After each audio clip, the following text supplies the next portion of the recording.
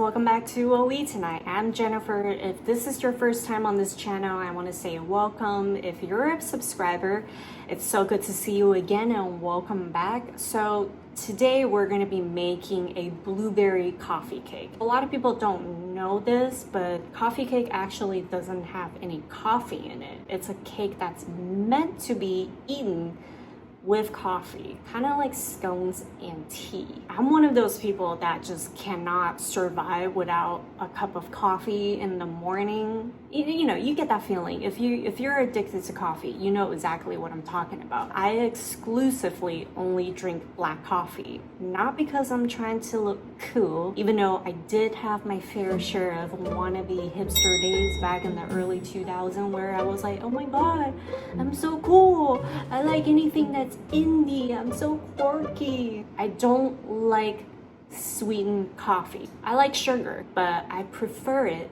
to be on the side in a form of pastry to go with my coffee. Does that make any sense? That being said, we are going to make a pastry that goes really, really well with coffee, and that is a coffee cake. Before we begin, if you have not subscribed to our channel, make sure you do and give us a like and just sit back and let's make the cake together. These are all the ingredients we'll be using today, and man, these took me a long time to set up, so I gotta show them off real quick. This recipe is slightly different than your typical coffee cake recipe, which often uses the creaming method. Instead of creaming the butter, we're gonna brown it first, then beat it with eggs and sugar with a whisk. It's great for people that don't have a mixer, and it's very easy to put together. For the streusel topping, in a bowl, combine half a cup of brown sugar, half a cup of AP flour, 1.5 teaspoons of ground cinnamon, and half a teaspoon of salt. Add half a stick of very cold butter that's been cubed up. With super clean hands, start rubbing and breaking the butter into little pieces, kind of like making pie dough. And you're gonna want to work as fast as possible, otherwise the butter will start to melt. When the whole thing looks kind of crumbly and when you press it with your hand, it holds its shape, it's good to go. Pop that in the icebox while we make the cake batter. Line a 9x9 inch buttered baking tray with parchment paper and set it aside. For the batter, whisk together 3/4 cups of sugar, 1/4 cup of brown sugar, and all that brown butter with 2 teaspoons of vanilla extract until homogenized.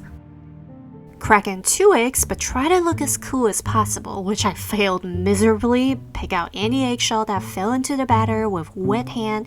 Ain't nobody want crispy eggshell in their coffee cake. Now ditch your 24-hour fitness membership and start working out your arms by whisking the mixture until it looks kind of pale and foamy. Alright, I promise you that was the hard part. It's over now. Add 1 cup of yogurt or sour cream, creme fraiche works too, to the mixture and combine. It's a lot of whisking, I know. But you know what? That was the last of it. We're done whisking for the day. You could ditch the whisk now and switch to a spatula. Combine the wet ingredients with dry ingredients, which are 1.5 cups of AP flour, half a cup of almond flour, 1.5 teaspoons of baking powder, 1/4 teaspoon of baking soda, and lastly, half a teaspoon of salt.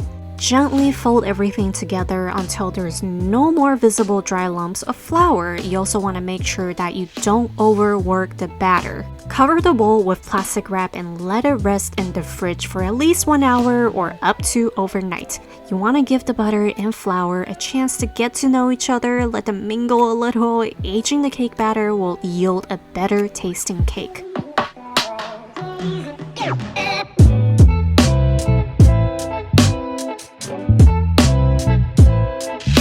Before we get to assembling the cake part, make sure the oven is preheated to 350 degrees Fahrenheit. But if you live in an Asian household like I do, you gotta clear out whatever that's inside the oven, because in an Asian household, an oven is not just an oven. It also doubles as extra storage while all your drawers and cabinets are full. If you know, you know. Wait a minute, I think Mexicans also do this? Now pour half the batter that's been aged into the baking tray and spread it out into an even layer. Top it with half of the streusel, followed by 1 basket that's 6 ounces of blueberries. I did mention this is going to be a blueberry coffee cake, right? Pour the remaining batter on top, smooth it out. The batter smells so good because of the brown butter and vanilla. It's almost caramel-like. The cake is going to be so good. You can lick the batter like my boyfriend Andy likes to do, but I'm not a big fan of the raw floury taste, but you do you. I'm not judging. Another layer of blueberries, and finally seal the top with the rest of the streusel toppings. Bake the coffee cake in a 350 degrees Fahrenheit oven for 45 minutes.